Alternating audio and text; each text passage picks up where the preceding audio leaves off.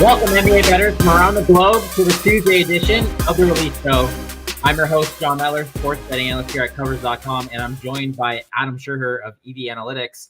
Adam, are the Knicks going to cash our series bet tonight? I hope so. It would really suck for them to get that win on the road and then still not pull it out in 5. Yeah. I'm hoping they just end it tonight, get it over with. Just to recap, last Thursday, in case I'm sure you're aware, if you placed the bets, you probably saw the money go up in your account. Adam swept the board. He went 3-0. Cole Anthony over 1.5 assists, Tobias Harris under 7.5 rebounds, and Donovan Mitchell under 25.5 points. That one, not even a sweat. The Orlando Magic, my team, they suffocated him pretty good. They blew him out. So that was a sweep. Adam's now 20-12 on the year. He's up 8.49 units. Perfect. Let's win some more today. Before we get rolling here, Adam is using prop projections from EV Analytics. These are on the Covers website. If you just go to NBA prop projections, you can see them there on the screen right there. All those numbers come from EV Analytics. I'm just here kind of to provide a little more context and words to those numbers and share what he thinks like his favorite bets are based off of those numbers. Also, subscribe the show. Let's keep it rolling here. We're up 8.49 units with Adam's picks. And if you are new to the Release Show, Adam's going to release 3 picks for today's slate of NBA games. We'll tell you what game we are betting on. We'll tell you the prop market we're betting on. We'll tell you the player, and then we'll tell you what the bet is. Just give everyone a little time to go in and find and place the bets. We'll be jumping to a couple of different sports books.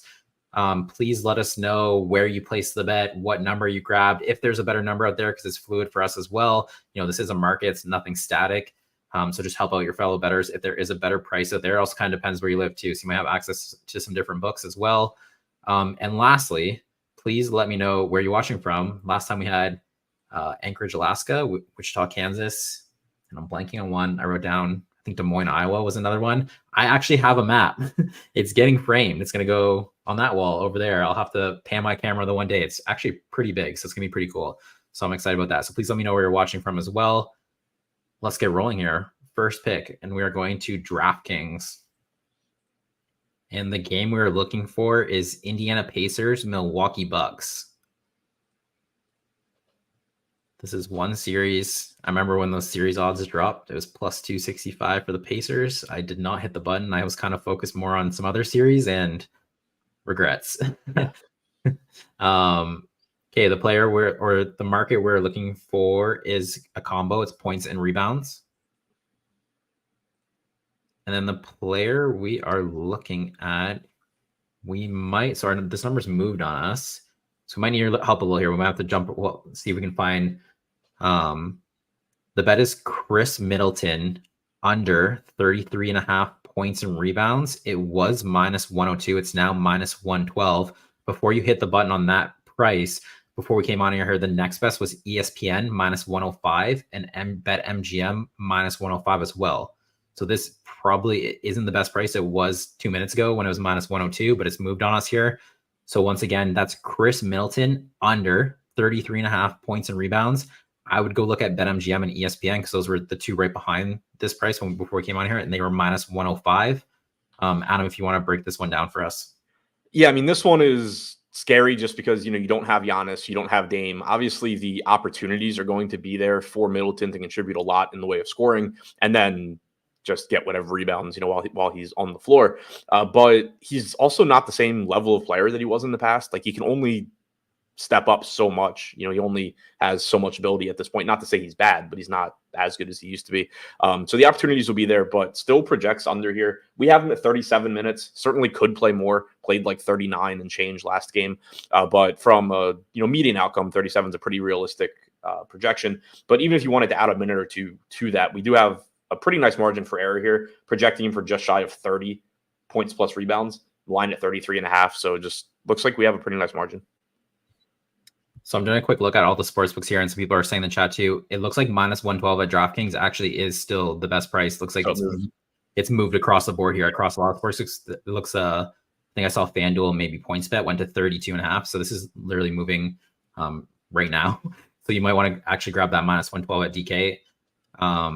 Just to double down on what you're saying there, that was kind of my thought. I was looking at Middleton this morning, and there's kind of there's a little bit of an edge to as an assist prop, and I just don't think the same, which is why I also found convenient that the assist wasn't included in this combo. But I don't think he's this, like you said, he's not the same player. I don't think he can, he can work off of Giannis and Lillard and get points and rebounds. But if you increase his usage and he's the focus of the defense, I don't know if he has the athletic game to like handle that. Kind of like, you remember, like it's like Jordan Poole. Everyone thought he would go and just drop 40 a game, but like all of a sudden you're not working off Curry, Klay Thompson, all these guys, and you're the focus of the defense. That's it. Your usage is up, but what can you do with it? So yeah, I agree with you on that one. Yeah, it's something that's like tricky in DFS too, because like you'll get guys out, so it's like, oh, their usage is up, but you have to account for efficiency. Like, not to say that Middleton is Michael Porter Jr., but Michael Porter Jr. is one of my favorite examples where, like, obviously he's very, very efficient when he's playing with Nikola Jokic and Jamal Murray, and then you get a game where those guys are out, and it's just like, oh, Michael Porter Jr. is going to score 40, and it's like, no, he's going to shoot 40 times and make like 5 of them.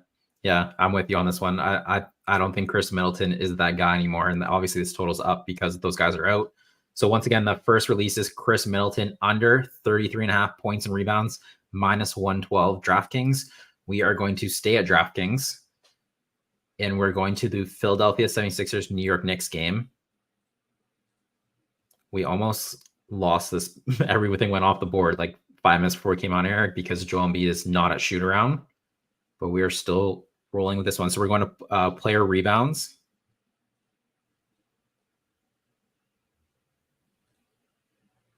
And the player is Tobias Harris. And the bet is under 6.5 rebounds +114 for Tobias Harris. So once again, that's Tobias Harris under 6.5 rebounds +114. Adam, if you want to talk about this one. It's Tobias Harris. I mean, taking unders on him in general always feels pretty good. The 6.5 is low. Like, I know some books have it at 7.5 at minus money, but +120 here. I think it was +110 somewhere else. Just both look like good enough odds. You don't know if like the minutes are questionable here, right? Like we haven't projected for 34. The only game in this series the Sixers won, Harris didn't even close the game. There's no lock that he's getting closing minutes in a must-win game because he's been downright awful. Like, he's more likely than not to get those minutes, but they don't have to be there. It's not like they're guaranteed. He is getting a ton of rebound chances per game in this series, but you had made the point too that number is kind of skewed because of game 1, where he just had a possession where he got like 4 different rebounds on that possession. When you're talking about, a 4-game sample size, it sounds dumb, but like that one possession does really, or can, skew numbers and drive things up. So he's averaging about 7.5 rebounds per game for the series. We have him projected for about 6.1 in this game in 34 minutes. So at plus money, it just looks pretty good. Okay. We did see, I just see quickly there, flash the bottom. There's a +125 at Bet Rivers. So that would be the best price. If you don't have Bet Rivers, DraftKings, I know 365 and MGM. I think someone else said MGM +110. They have +110 as well. Just, I kind of have to talk about, you think Embiid is playing as well, right? That's why you're still going after this. Yeah, I saw somebody in chat say, is it still a good play if Embiid's limited? I mean, it's more, if Embiid's out, no, it's not a good bet. But I would be absolutely shocked if Joel Embiid is not playing in this game.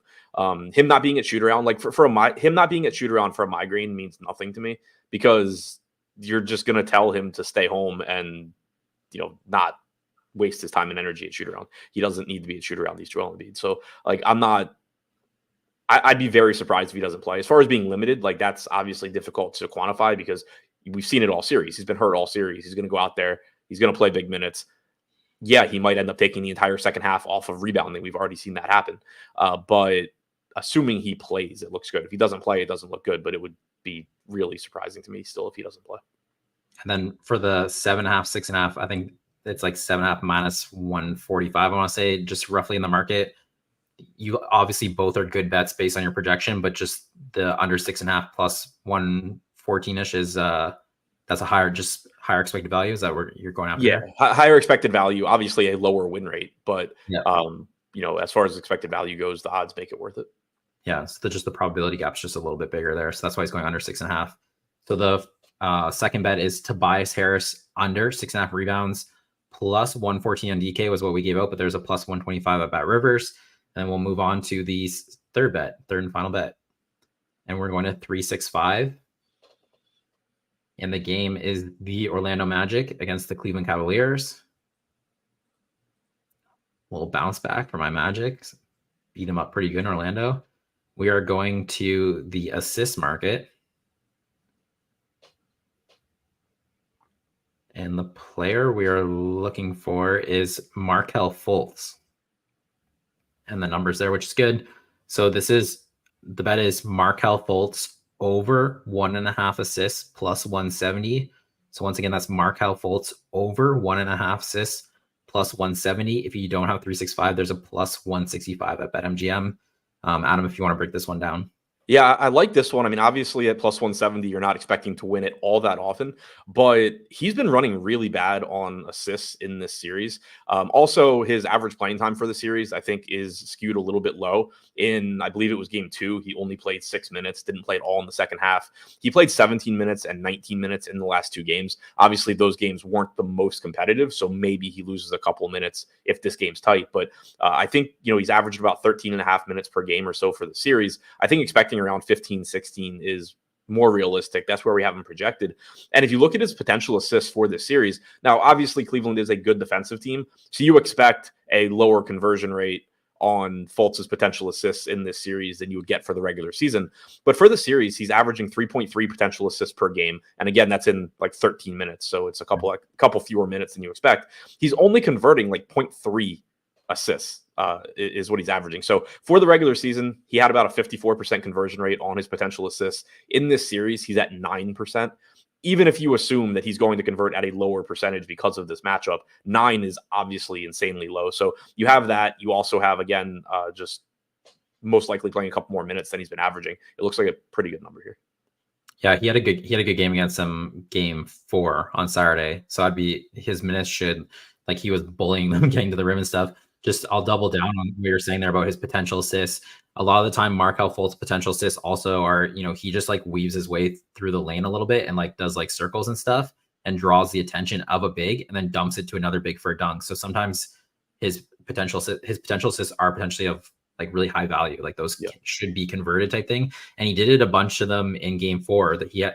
I think he made 6 or 7 shots, but a lot of that was him doing that, but they didn't pick him up and then he just shot it. I would imagine, film, scouting report, defense, don't let him get that shot and stuff. And then that would open up the assists. He's not someone, he's not going to be, or he shouldn't be like completely dependent on like a 3-point shooter, just kicking out to a 3-point shooter and hope he makes a 3-point shot. He is someone who gets in the lane, gets defense to collapse on him, and then he can find someone on like in the dunker spot or something. So Markelle Fultz over 1.5 assists plus 170. That is the final release. So I'll just run quickly through the releases here. So they're Khris Middleton under 33.5 points and rebounds, minus 112.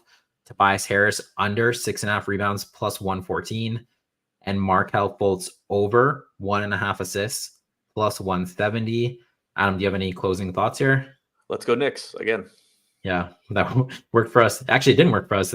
They lost that game, right? But yeah, then they won that game. Yeah, maybe we'll take that back. Do you have quickly, I'm just going to kind of throw you under the bus. What do you think about the Wolves-Nuggets series?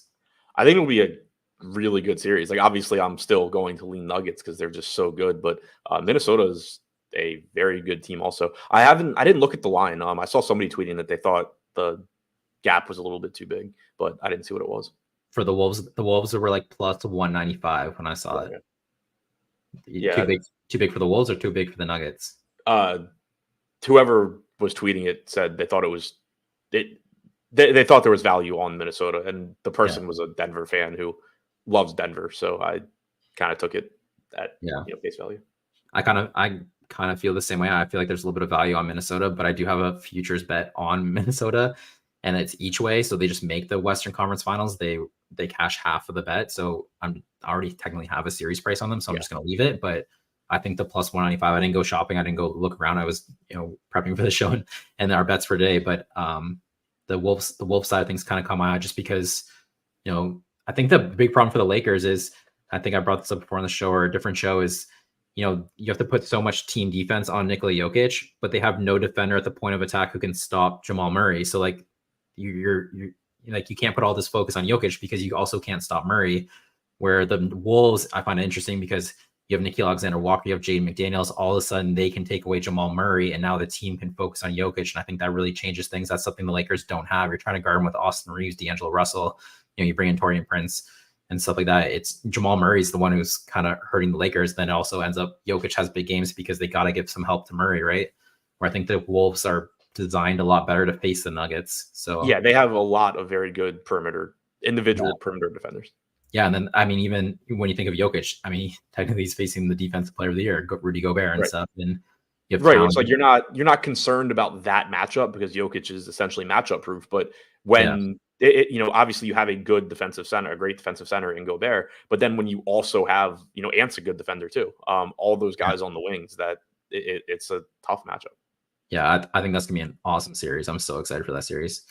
So that concludes it for the show.